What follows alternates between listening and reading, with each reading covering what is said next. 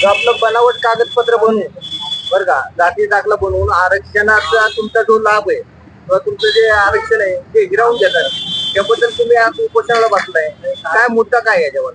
मुद्दा असा आहे की आमचं जे आरक्षण आहे की आम्ही नगरसेवक पदासाठी उभं होतो, तर आमचं नगरसेवक पद गेलं त्या खोटं बनावट कागदपत्रामुळे.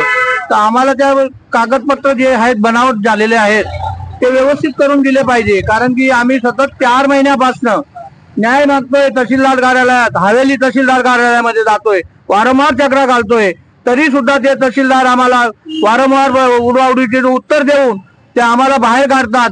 मग एक दिवशी आम्हाला तिथं आक्रोश करावा लागला. आक्रोश करून आम्ही त्या तहसीलदार मॅडमने आम्हाला बोलवलं की काय तुमचं काय प्रकरण आहे. मग आम्ही त्यांना सांगितलं की मॅडम आम्हाला 4 महिन्यापासून आमचं माहिती दिली जात नाही.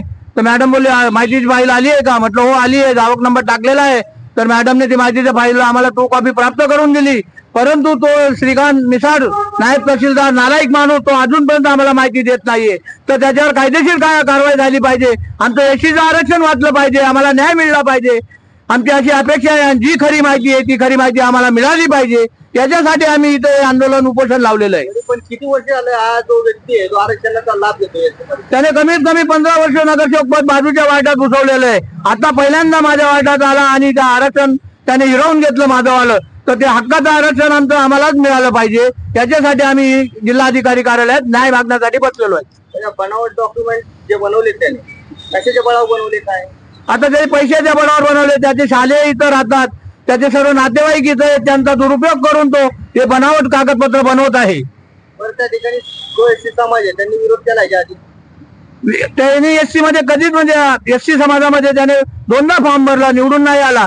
परत त्याने आता 3ऱ्यांदा फॉर्म भरला, मग त्या निवडून आलेला आहे. तर त्याचा फायदा तो गैरफायदा घेतोय. ठीक आहे, जातीचं प्रमाणपत्र आहे पण कोणत्या नावाने म्हणजे कोणत्या ह्याच्यामध्ये त्याने बनवून घेतलं? एससी मध्ये बनवलेले त्याने ते विजयंती मध्ये येतात. त्या विजयंतीचा सुद्धा त्यांचा दाखला आमच्याकडे प्राप्त आहे. आम्ही त्या GR नुसार तिथं समिती कार्यालयात भांडण केले.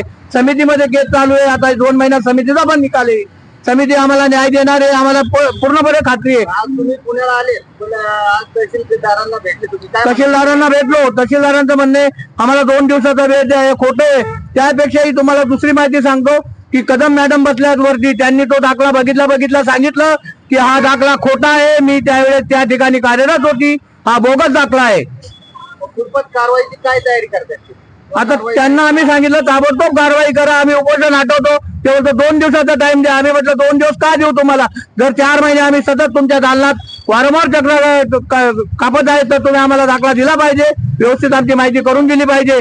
त्यांनी आम्हाला खूप रिक्वेस्ट केली पण मी त्यांची रिक्वेस्ट मान्य नाही केली. की मी म्हटलं आम्ही उपोषण करणार, आमचे पेपर ओरिजिनल घेऊन जाणार म्हणजे घेऊन जाणार. याच्यापुढची भूमिका काय असेल तुमची? जर त्यांनी आम्हाला माहिती नाही दिली खरी तर आम्ही मरेपर्यंत उपोषण करणार. त्याला काही ते जबाबदार राहतील सर्वस्व.